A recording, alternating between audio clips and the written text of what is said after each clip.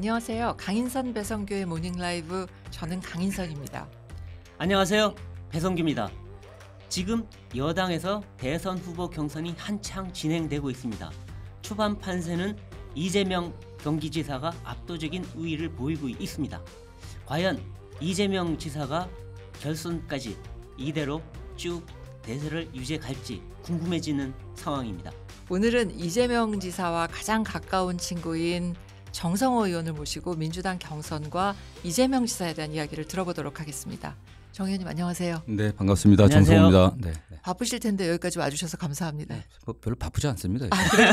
바쁘셔야죠. 겸손하세요 항상. 아닙니다. 이렇게 뭐 의원님들이 많이 참여해 주셔갖고 네. 저 이제 뒤로 물러나서 그냥 왔다 갔다 하고 있습니다. 예. 이제 배우 마쿠의 실력자로 가시는 겁니까? 뭐 뭔가- 이제 실력자가 아니라 이제 일을 실세가 됐습니다. 실세. 네. 근데 뭔가 잘 되는 캠프라서 그런 건가요? 뒤로 물러나셔도 되는 아니, 거예요? 그럼 여러분들이 다 공세우려고 많이 와 있지 않습니까? 네. 그래서 뭐 다른 분들의 기회를 줘야지 아, 제가 계속 뭐 앞에서 왔다 갔다 하는 건 별로 안 좋지 않습니까? 네. 네. 근데 이제 지난 대선 때부터 보면 이재명 지사가 이제 별로 주목을 못 받았을 때부터 그때부터 우리 의원님이 이 지사님 옆에서 상당히 도와주고 지원해주고 네. 그런 역할을 했는데 네. 사실은 저희가 알고 있기로는 한 30년 되셨죠. 그러니까 네네. 그 사법 연수원 시절부터 같이 이제 뭐 가까운 사이로 지냈다고 하셨는데 이 지사와는 어떻게 친해지신 겁니까? 그 고시동기입니다. 그래서 네. 87년 3월 달에 만났으니까 그 당시부터 죽이 잘 맞았고요. 네, 네, 뭐 이지사는 굉장히 어렵게 산 사람이었고 네. 저는 뭐 겉으로는 좀 부잣집 아들 같지만 저도 시골 출신이어갖고 네, 지금 양주죠, 양주. 예, 예. 네. 그래서 굉장히 양주보다 더 시골이 연천이었습니다. 연천이었어요. 예, 예, 예. 아, 그래서 굉장히 뭐가 이렇게 잘 맞으셨어요? 그냥 뭐 이게 촌놈끼리 잘 맞았죠. 그래서 그 이후에 네. 또 같이 비슷한 어떤 가치관을 갖고 있어갖고 네. 네. 변호사 활동 같이 하면서 네. 뭐 같이 한 게 아니지만 지역은 달랐지만은 서로 이제 교류하고 민변 활동을 예, 민변 활동도 같이 했었고 또 네. 정치에 제가 먼저 입문해 갖고 네. 정치 이지사가 하려고 할 때 같이 의논하고 여기까지 아. 왔던 거고요. 예, 뭐 저는 이재명 지사가 대선 나으리라고는 꿈에도 생각하지 못했습니다. 예. 요새 제가 이 독한 놈 옆에 있다가 벼락 맞고 있다고 별 능력이 없는데 또 이 지사와의 오랜 네, 인연 네. 때문에 네. 뭐 도저히 안 도울래 안 도울 수 없는 상황 아니었습니까? 아. 뭐 그래서 이렇게 하다 보니까 왔습니다. 아니 네. 근데 안 여쭤볼 수가 없는데 왜 이 지사가 대통령에 도전할 거라고 꿈에도 생각을 안 하셨어요? 아니면 성남시장을 두 예. 번 했고 예.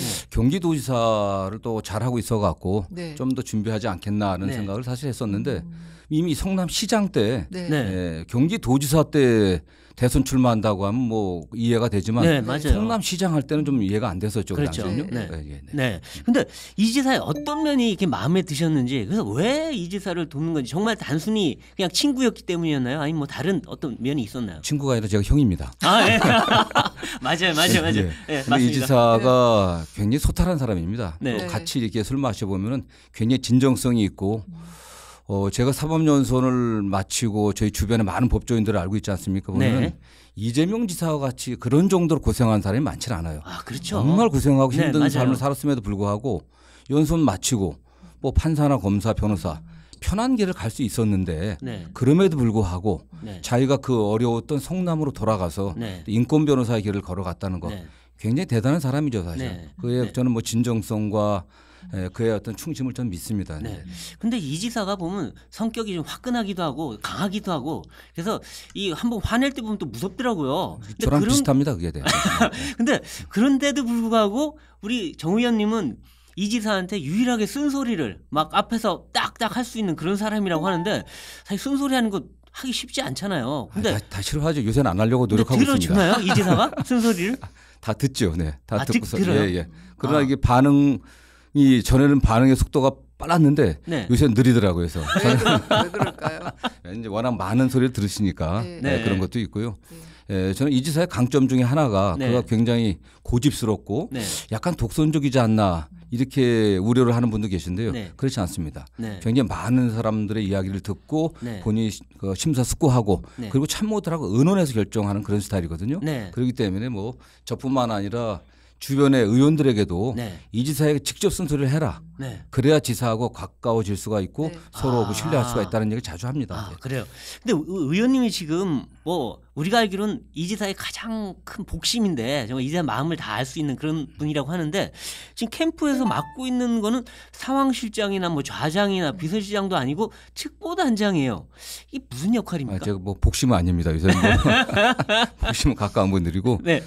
이재명 캠프가 열린 캠프라고 이름을 줬습니다. 네. 많은 분들이 참여할 수 있게 열어놨고요. 네. 그런 측면에서 이재명 지사와 정말 오랜 인연이 있는 제가 네. 캠프의 중심이 선다고 하면은 다른 분들이 오기가 불편할 수가 있습니다. 아. 그리고 저는 뭐 제 의도와 관계없이 네. 당내에서 뭐 비문이다, 뭐 반문이다 이러니까 그런 저는 사실 굉장히 친문이고 네. 문재인 정부의 성공을 위해서 정말 열심히 뛰고 있다고 네. 생각을 하는데 네. 저보다 자꾸 비문 반문이라고 하는데 제가 앞장선다고 하면은 다른 분들이 들어오는데 좀 불편하지 않겠습니까? 네. 네. 그래서 제 같으면 뒤에 물러나갔고 다른 분들이 올 수 있는 그런 공간을 만들어 놓는 게 좋겠죠. 네. 저는 그래서 제가 뒤로 물러난다고 그래서 했습니다. 캠프의 머슴이다 그렇게 자처하시는 건가요? 사실상 머슴입니다. 이게 그래요?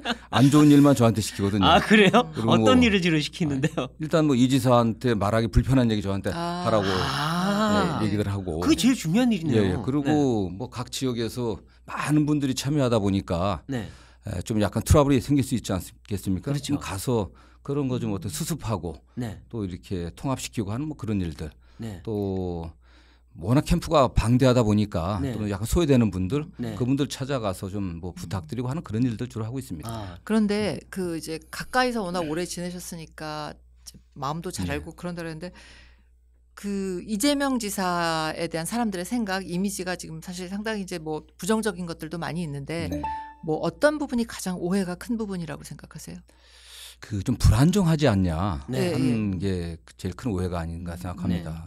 그러나 저는 제가 본 이재명 안정적인 사람입니다. 아, 그래요? 기본적으로 왜 그러냐면은 네. 매우 현실적인 사람이에요. 네. 어떤 진영 논리나 또는 이념 논리에 갇혀 있지 않고 굉장히 열려 있고 네. 제가 좀 전에 말씀드린 것처럼 귀가 열려 있습니다. 경청합니다.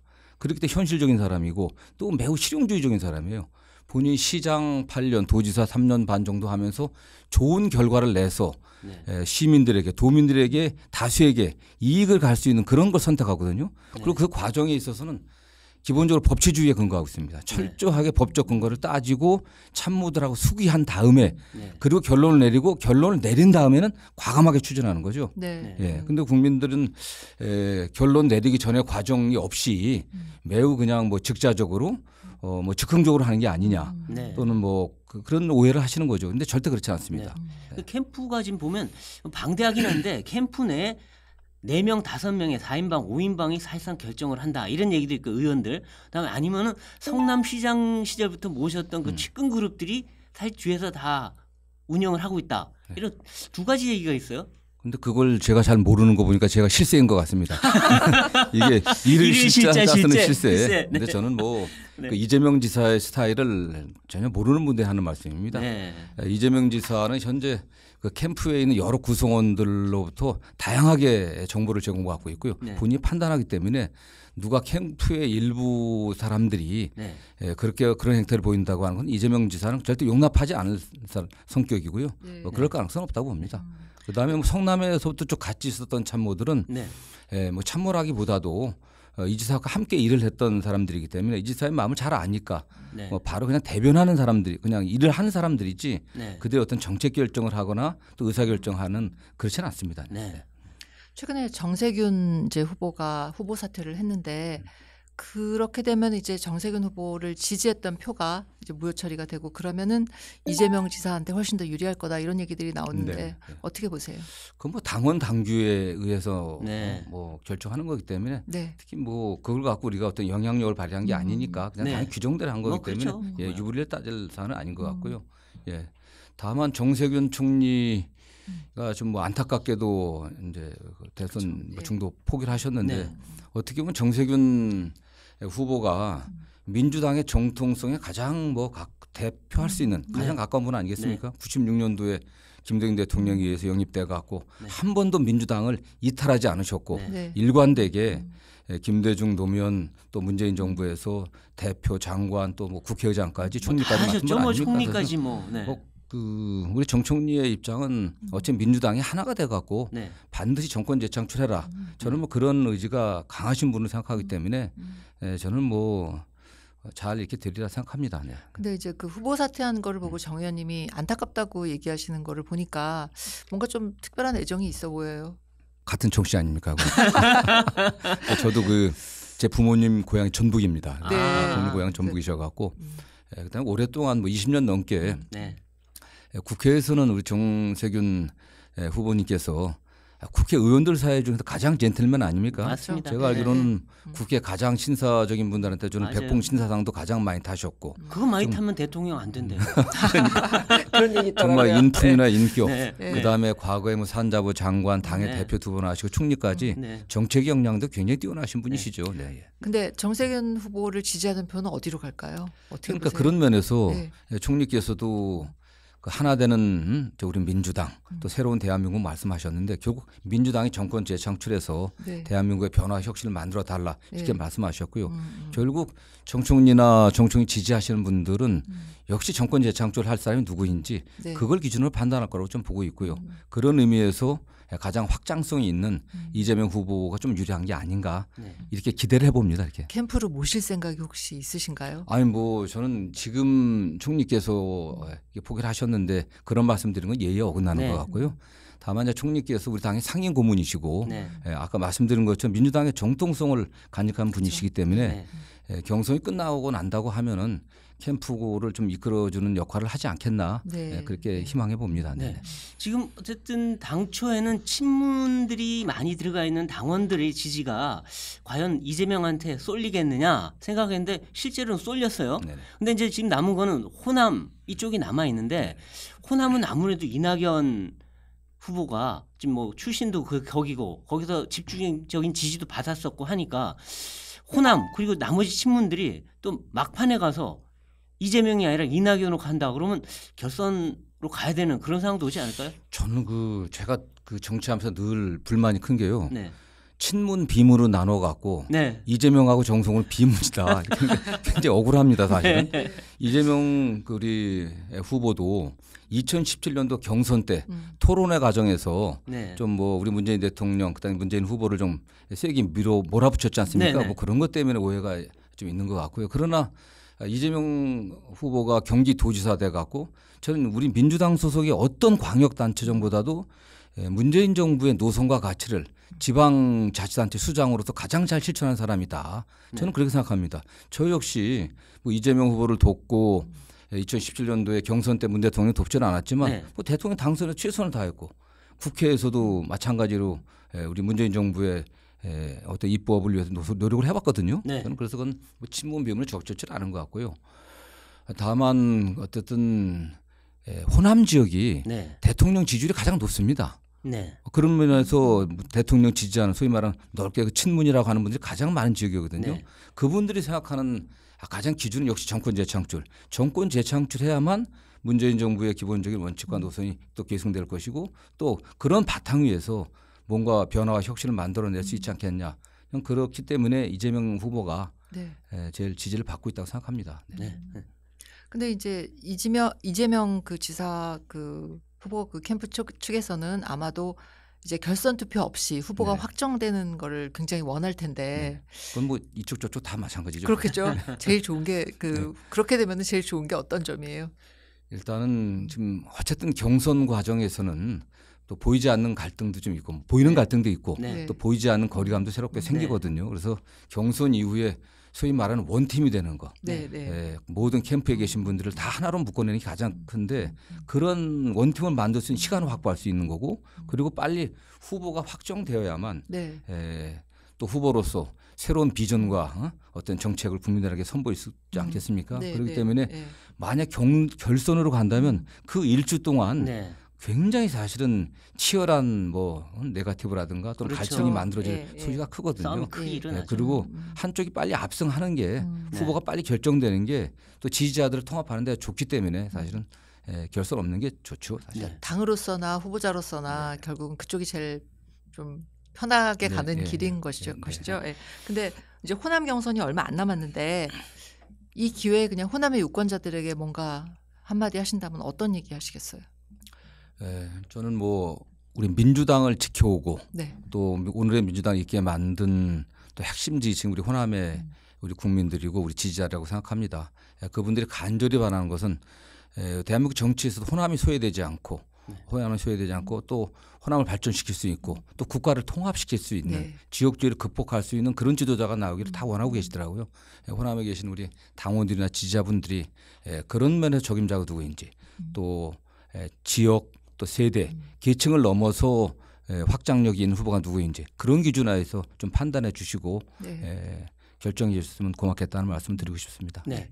근데 이제 그 경선이 끝나서 후보 확정되고 나면 중도층이나 또는 중도적 성향의 보수층을 공략하기 위해서 뭔가 이 다른 전략을 보여야 되는데 그 과정에서 이 이재명 후보가 문재인 정부와 차별을 할 것이다. 거리두기를 할 것이다. 심지어는 문정부를 때릴 수도 있다.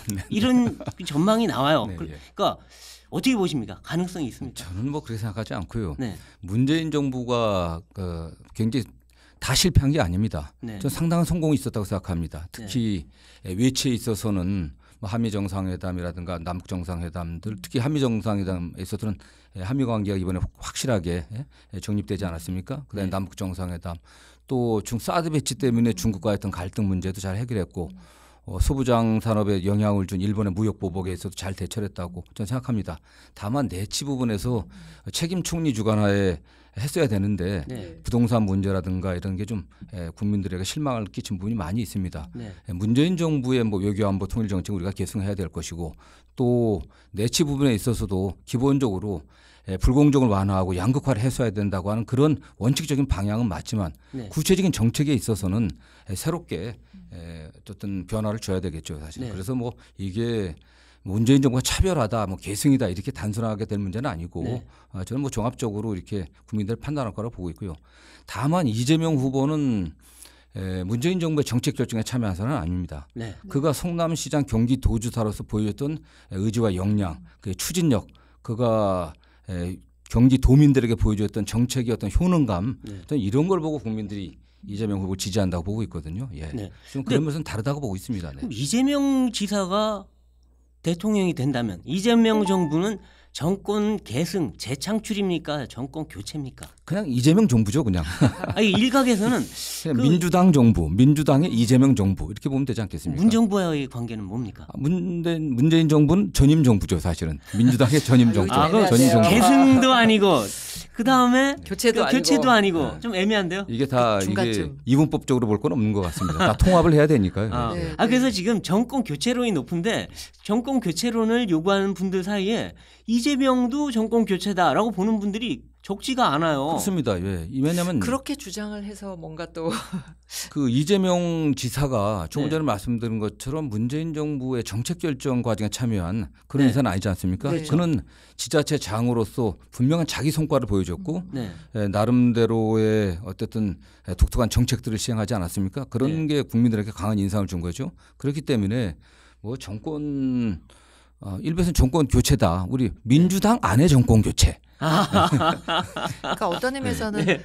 문재인 정권이 뭐 잘못한 게 있다면 그거에 대한 책임을 같이 지지는 않는 정부라는 얘기. 저는 어쨌든 뭐 우리가 민주당이 문재인 정부를 만들어냈고 네. 또 이재명 정부를 만들어내려고 좀 하고 있지 않습니까? 네. 문재인 정부의 공과를 다 계승해야 되죠. 네, 우리가 네. 그걸 부인하는 것은 안 된다고 생각합니다. 네. 네, 네. 잘못한 건 잘못한 대로 반성하고 네. 네. 또 극복하고 예. 또 새로운 어떤 정책으로 국민들의 신뢰를 얻어야겠죠. 예. 네. 네. 근데 이제 뭐 모든 경선이 다 그렇지만 민주당 경선도 결국은 이제 뭐 명락대전이라고 불릴 만큼 서로 경쟁이 치열을 했고 그 과정에서 사실 상처도 많고 그렇게 되잖아요. 그래서 결과가 이제 나오면 한쪽으로 후보가 정해지면 원팀이 다 잘 이루어지고 잘 굴러갈까요? 저는 뭐 네. 거의 걱정을 안 합니다. 아, 네. 그래요? 저는 네. 그 제가 뭐 좀 뒤에 인기를 잘한 것 같아요. 좀 약간 뒤에 있으니까 이쪽 캠프에 계신 분들 저쪽 캠프에 계신 분들하고도 잘 소통할 수 있고 그렇죠. 네, 네, 그럴 수 네. 다 있죠. 모든 분들이 어떻게 되든 간에 누가 되든 간에 음. 정권 재창출해야 된다는 생각들을 갖고 있기 때문에 네. 저는 뭐 다 이렇게 화합이 될 수 있다고 생각하고 있습니다. 그리고 이제 선거 때는 추석 민심을 굉장히 중요하게 생각하잖아요. 명절 때가 되면 이제 가족들이 모이고 이야기들을 많이 나누니까 이재명 지사와 캠프도 이제 특별한 전략을 갖고 있을 것 같아요. 이번 추석 민심은 어떻게 잡으실 하실 생각이신가요? 근데 요새는 뭐 코로나 때문에 잘 안 모이셔갖고요. 카톡으로 옛날보다는 아무래도 전하고 좀 다를 것 같습니다. 민심이 섞이는 게 좀 덜한 것 같아요. 예. 네. 그리고 또 세대 과거에는 어르신들이 말씀하면 젊은 세대들이 자식 세대들 그냥 따라갔지 않습니까? 네. 그렇죠. 지금 그렇지는 않은 것 같아요. 네. 요즘 거꾸로 되는 경우도 있어요. 예. 네. 그래서 다만 어떤 추석이 이번 뭐 연휴가 굉장히 긴데 이 기간 동안 형성되는 민심이 민주당 경선뿐만 아니라 전 본선에까지도 굉장히 중요하다고 네. 저는 생각하고 있습니다. 어쨌든 우리는 경선 과정이기 때문에 가장 중요한 적인 호남 지역에 이재명 지사 가갖고 네. 네. 저는 뭐 국민 호남의 우리 지지자들에게 호소할 것이고요. 네. 또 우리 캠프의 의원들도 내일 호남의 광주에 모여셔갖고 네. 이재명의 어떤 정책, 가치 노선에 대해서 설명하고 호소하는 그런 시간을 갖고 또 그 외의 시간들은 틈틈이 이 지사가 좀 소외된 분들 또 고생하시는 분들에게 찾아갈 계획으로 알고 있습니다. 네. 그 지금 이제 야당도 경선이 진행되고 있지 않습니까? 뭐 당초 이제 윤석열 대세론이라고 했다가 또 홍준표의 급상승세라고 했다가 뭐 왔다 갔다 하는데 이 야당 후보 중에 만약 이재명 후보가 이제 후보를 확정되신다면 가장 강력해 보이는 가장 좀 싸우기 힘든 후보 누구라고 생각하십니까? 저는 지금 뭐 어쨌든 뭐 여러 번의 그 굴곡이 있지 않겠습니까? 네. 굴곡이 앞으로도 여러 번 있을 거라고 생각하는데 우리 나라를 위해서나 또 야당을 위해서나 네. 저는 뭐 좀 합리적이고 네. 좀 온건하고 네. 또 중도 확장력이 있는 원희룡 후보나 네. 유승민 후보 네. 이런 분들이 그 여전히 잠재적 가능성이 있는 게 아닌가 그런 네. 분들이 센 분이 아닌가 생각합니다. 사실. 아 오히려 지금 네. 여론조사상으로는 별로 높진 않지만 예. 확장 가능성이 있다. 네, 또 두 분 다 특히 유승민 뭐 후보야 어떤 경제 전문가시고 네. 또 원희룡 후보야 또 도지사로서 또 나름 성과를 냈던 분이고 하기 네. 때문에 결국 그 선거에 가서 양 진영으로 네.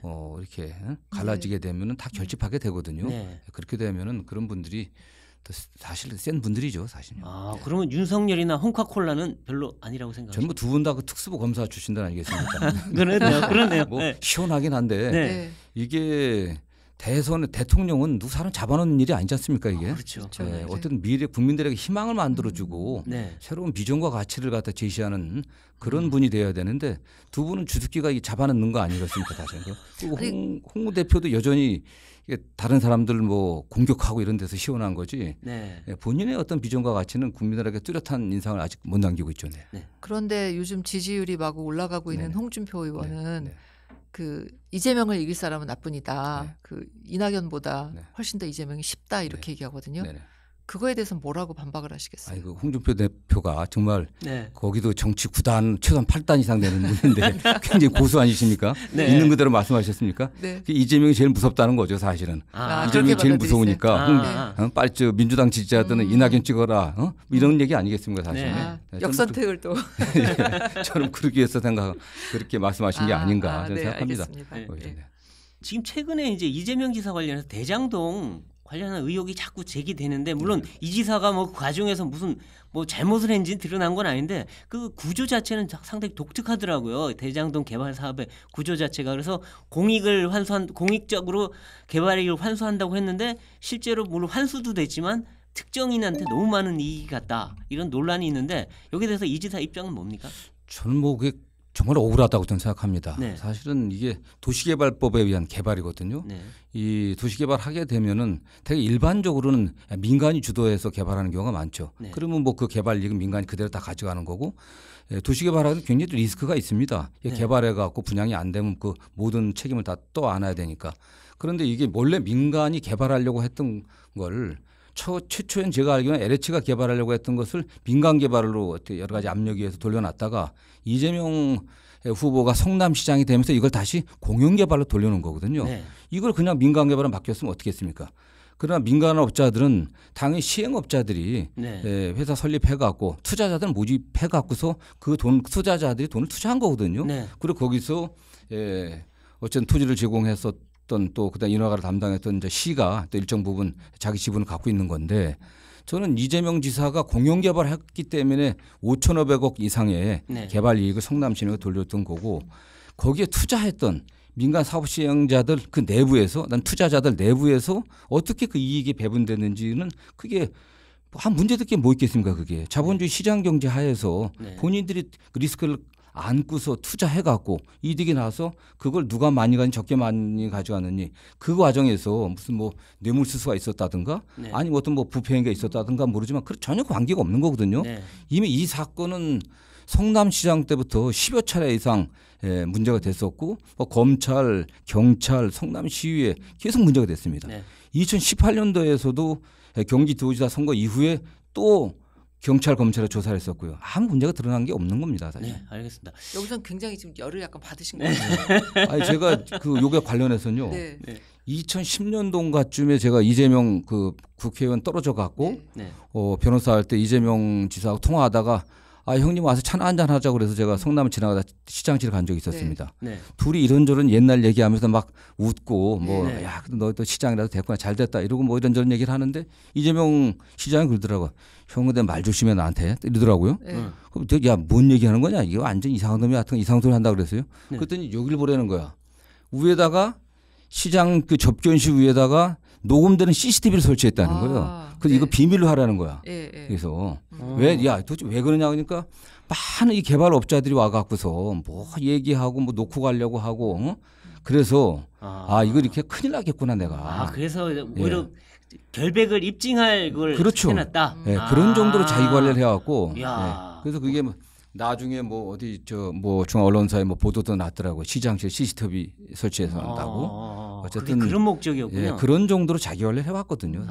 그렇군요. 그러니까 조사해라 뭐 그런 얘기도 결국은 이제 예, 그런 자신감의 그렇습니다. 바탕이 예. 있다는 거죠. 예. 이제 공약적으로 한번 가보면 이재명 지사의 대표 공약이 지금 기본 시리즈 아닙니까? 기본소득, 기본대출, 뭐 그다음에 기본주택 이런 것들이 많은데 이게 이제 윤희숙이나 유승민 이런 의원들 그다음에 당내 주자들이 이거 현실성 없다 막 공격이 들어가니까 한때는 제일 공약 아니다라고 철회하는 것 같다가 지금 다시 기본 시리즈가 맨 앞에 나와 있는 것 같은데 기본 시리즈가 제1 공약 맞습니까 아닙니까? 저는 뭐 공약이야 뭐 1번에 두든 2번에 두든 3번에 두든 무슨 상관이 있습니까? 네. 지키는 게 문제죠. 네. 기본 시리즈 특히 기본소득은 이재명 지사의 이제 기본 공약이고 네. 그 핵심 공약인 건 사실입니다. 네. 그러나 이재명 후보가 가장 관심 있는 공약은 사실 처음 발표한 것처럼 전환기적 위기 상황에서 성장이 필요하다. 네. 국가의 그 혁신 성장의 동력을 만들어야 된다. 저는 여기에 방점이 있다고 생각합니다.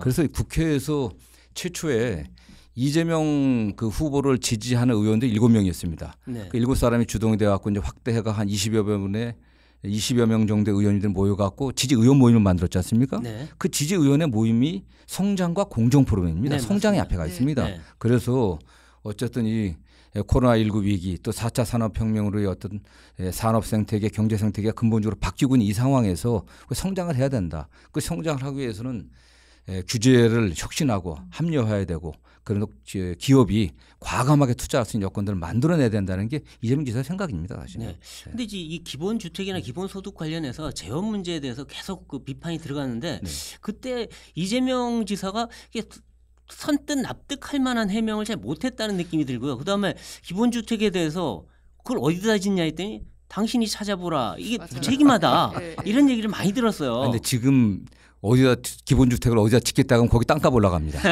안 되고요, 그건요. 네. 다만 그 기본소득 관련해 갖고 이재명 지사가 물론 비판을 받을 수 있겠습니다. 고유 의미의 그런 기본소득을 네. 전면적으로 실시하겠다는 얘기를 한 번도 한 적이 없습니다. 네. 우리 여건에 맞게 단계적으로 점진적으로 순차적으로 해보겠다고 얘기를 했거든요. 네. 그러니까 어떤 분들은 이재명 지사가 뭐 100만 원 준다고 하면 한 달에 월 8만 원이 무슨 기본소득이냐 네. 아닐 수도 있겠죠.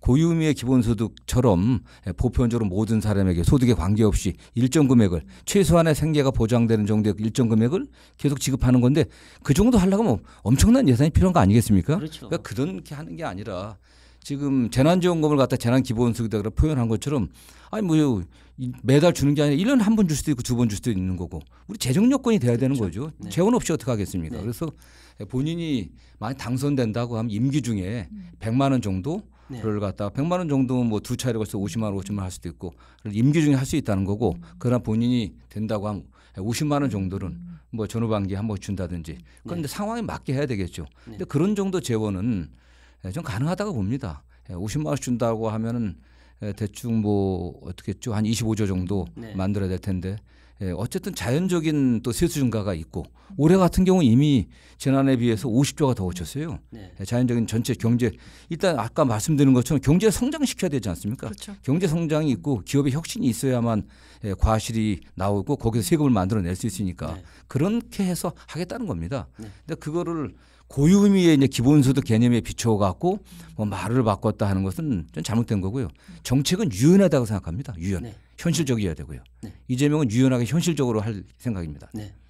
근데 이제 이재명 지사 얘기하면은 사실 배우 김부선 씨 얘기를 안 하고 넘어갈 수가 없는데 이제 사실 김부선 씨가 거의 이제 천적에 가까운 역할을 하는 것 같은데. 역할은 언론에서 만들어주는 것 근데 같습니다. 저는요. 뭔가 김부선 씨가 말을 하면 이재명 지사가 대응을 못 하잖아요. 대응을 못하는 건 안 하는 거죠, 사실요. 안 하는 못하는 건가요? 거하고 안 하는 건 다릅니다. 그래서 왜냐하면 대응을 하게 되면 대응을 한다고 또 기사가 되니까. 네, 네. 네. 근데 대응 중에 바지 내릴까요는 좀 심한 대응 아니었어요? 그건 뭐 그 예비 경선 때 네. 정세균 총리가 이제 물으셨을 때 그 배우 스캔들 불렀을 때 답변한 건데 부적절했던 거죠. 네. 본인도 제가 알기로는 본인도 총리께서 사과한 것을 알고 있고 네. 다만 본인은 너무너무 억울한 거죠, 사실은 네. 그게. 뭐 이미 여러 차례 문제가 돼갖고 특히 2018년도 경기도지사 경선 때 문제가 돼갖고 그게 고소돼갖고 엄청나게 조사를 받았거든요. 그렇죠. 예.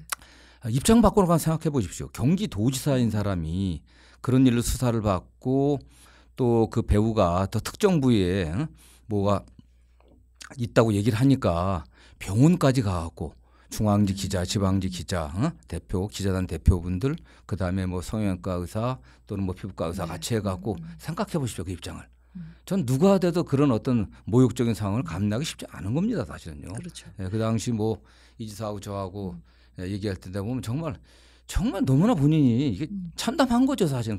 그러나 본인이 그렇게까지 해서 어떤 의혹을 해소했는데 계속 문제가 되니까 너무 억울한 겁니다. 네. 저는 뭐 김부선 씨가 어떤 근거로 말씀하시는지는 전 제가 알 수는 없는 거지만 그러나 어쨌든 간에 객관적으로 이게 그분의 말씀을 또 뒷받침할 그런 건 없다고 나와 있는 거 아니겠습니까 이게? 근데 이제 또 한 가지 가족 막말 논란인데 사실은 이제 뭐 김부선 씨 얘기도 그렇고 가족 막말 얘기도 그렇고 뭐 그게 이슈로 뭐 너무 사실 그냥 뭐 듣기 불편한 이야기들인데 네네.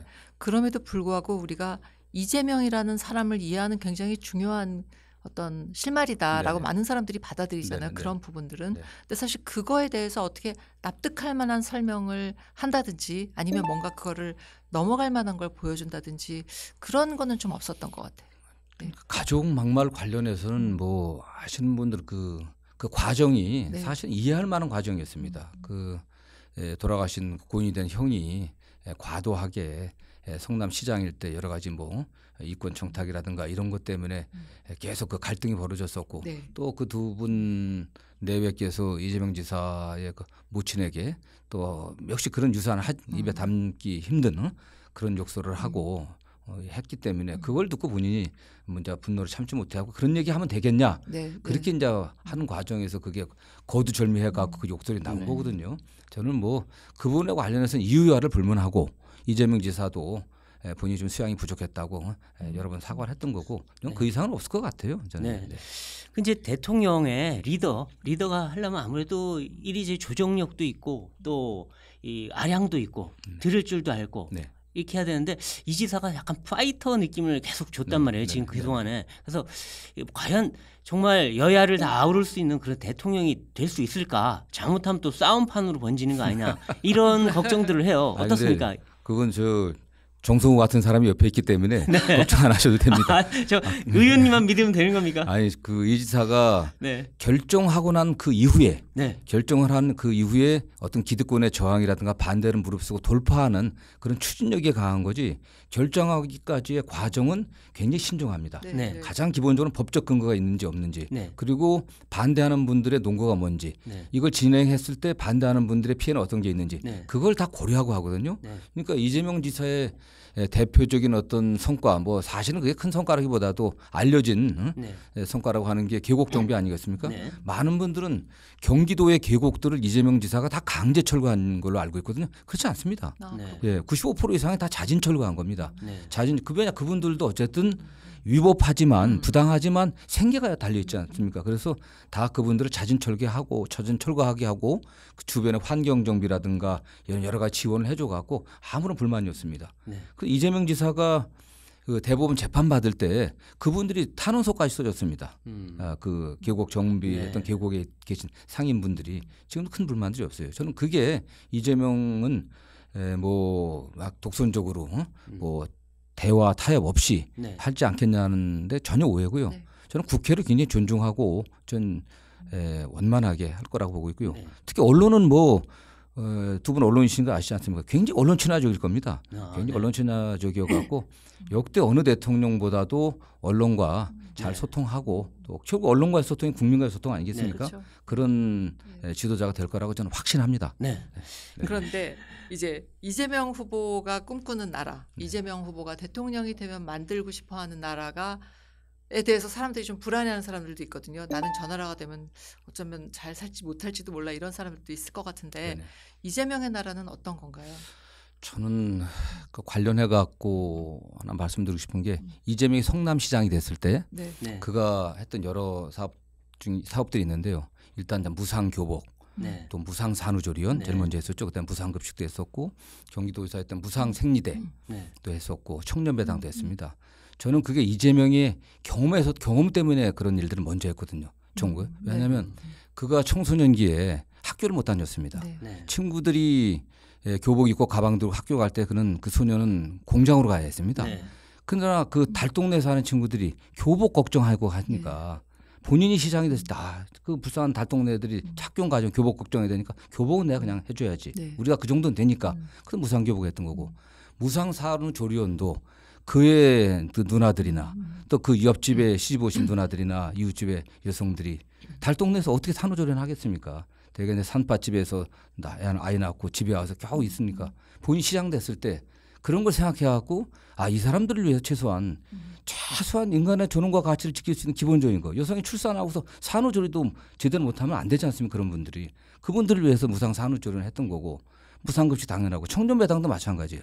본인은 공장 다닐 때 중학교 나온 애들이 방황하고 고등학교 나와서 대학 돈 없어 못 가니까 이 친구들이 그래도 뭔가 꿈을 만들어가게 해줘야 되지 않겠냐. 그래 청년배당을 했던 겁니다. 저는 이재명이 서울대 그 청소노동자 그 조문 갔을 때 흘린 눈물이 그냥 그게 어떤 정치인들의 위선적 눈물이 아니라 그 삶에서 나오는 거거든요. 그래서 정말 이재명이 된다고 하면은 우리 사회의 사회적 약자들, 네. 힘없는 사람들이 공정한 기회를 갖고 또 함께 또 우리 국가 안에서 살아갈 수 있는 그런 나라, 모든 국민들이 인간의 존엄과 가치, 또 행복을 추구할 수 있는 그런 나라를 만들려고 하는 게 이재명의 꿈이라고 생각합니다. 그리고 그런 건 그런 작은 데부터 이재명이 좀 할 거라고 저는 믿고 있습니다. 네. 예, 잘 들었습니다. 민주당 경선이 한창 진행되고 있는데 지금 선두를 달리고 있는 이재명 경기지사, 그러니까 이재명 후보와 가장 가까운 아주 오랜 친구이고 복심이라고 불리는 정성호 의원을 모시고 오늘 그 이재명 지사 그리고 민주당 경선 상황에 대해서 이야기를 들었습니다. 여러분들께서 아마 조금 다른 시선으로 이제 오늘 이야기를 들으셨을 것 같은데 정성호 의원이 워낙 그 이재명 지사하고 오랜 친구라서 좀 좋은 얘기 많이 한 것 같습니다. 그래도 이게 새로운 시선으로 이번 선거를 이해하는 데 도움이 됐으면 하고 바랍니다. 네. 정성호 의원 만나보시니 어떠세요? 아무래도 인간미가 좀 느껴지지 않습니까? 그리고 아마 이재명 지사, 이재명 후보에 대한 새로운 면모도 많이 들으셨을 거라고 생각이 듭니다. 오늘 모닝 라이브는 여기까지입니다. 나와주신 우리 정성호 의원님 감사드립니다. 네, 감사합니다. 네. 감사합니다. 네. 재밌었습니다. 저희는 다음 시간에 다시 찾아뵙겠습니다. 고맙습니다.